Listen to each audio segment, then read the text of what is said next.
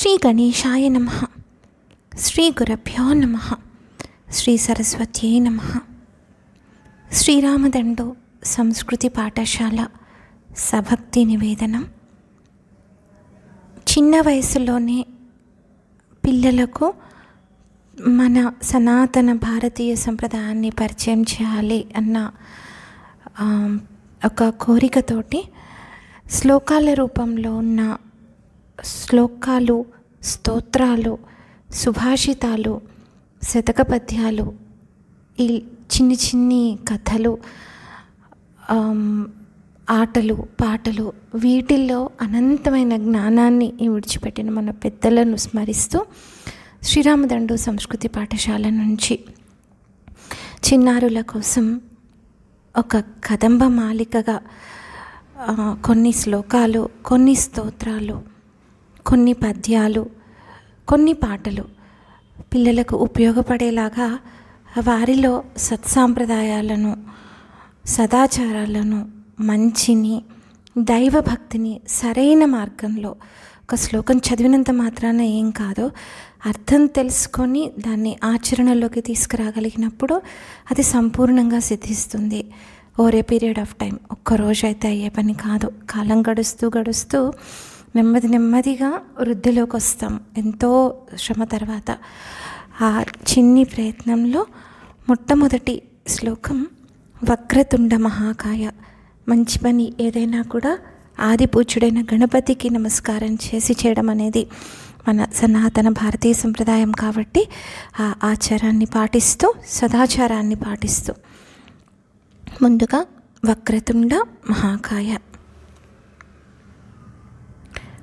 వక్రతుండ మహాకాయ సూర్యకోటి సమప్రభ నిర్విఘ్నం కురు మే దేవ సర్వకార్యేషు సర్వదా. ఇక్కడ ఇస్తున్న స్క్రిప్ట్లో ఇంగ్లీష్, తెలుగు, సంస్కృతం మూడిట్లో కూడా ఇచ్చాను. అలాగే చాలా సింపుల్గా మీనింగ్ ఇచ్చాను పిల్లలకు అర్థమయ్యేలాగా. దాంతోపాటు ఇక్కడ ఒక్క విషయం ప్రస్తావించాలి. గణపతిని నానా రూపాల్లో మనం చూస్తూ ఉంటాం. గణపతి పండుగ వచ్చిందంటే లేటెస్ట్గా రిలీజ్ అయిన సినిమాలో హీరోతో సహా అందరూ గణపతి రూపంలో కనిపిస్తూ ఉంటారు. అలాంటిది ఎన్ని రూపాల్లో ఉన్నా కూడా చివరకు పార్వతీదేవి కుమారుడుగా పూజలు అందుకుంటూ ఉంటాడు స్వామి.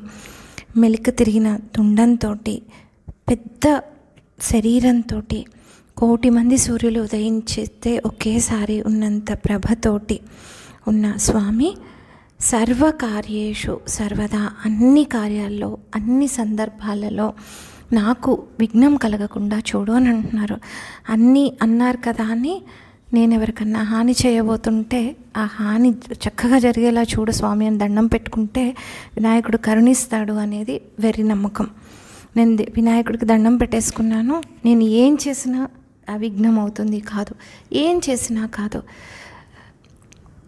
అందరూ బాగుండేలా చూసుకోవడం, అన్నిటినీ గౌరవించడం, రక్షించడం అనేది సనాతన భారతీయ సంప్రదాయం. దానికి మాత్రమే భగవంతుడు తోడొస్తాడు.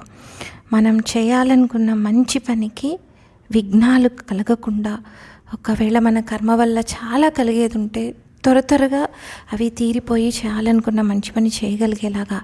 అలాగే మనం సంకల్పించిన పని ఒకవేళ చెడ్డ పని అయితే మనకి తెలియకపోయినా భగవంతుడికి తెలుస్తుంది కాబట్టి, లేదు నేను అహంకారానికి పోయో, ఆభిజాత్యానికి పోయో, కావాలనో నాకు తెలిసి కూడా ఎవరికన్నా అపకారం చేయబోతుంటే అలాంటివి జరగకుండా విఘ్నాలు కలిగించేవాడు.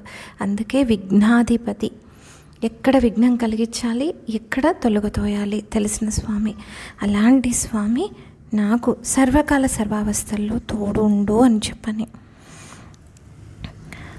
వక్రతుండ మహాకాయ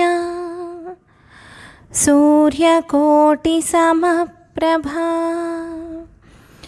నిర్విఘ్నం కురు మే దేవ సర్వకార్యేషు సర్వదా.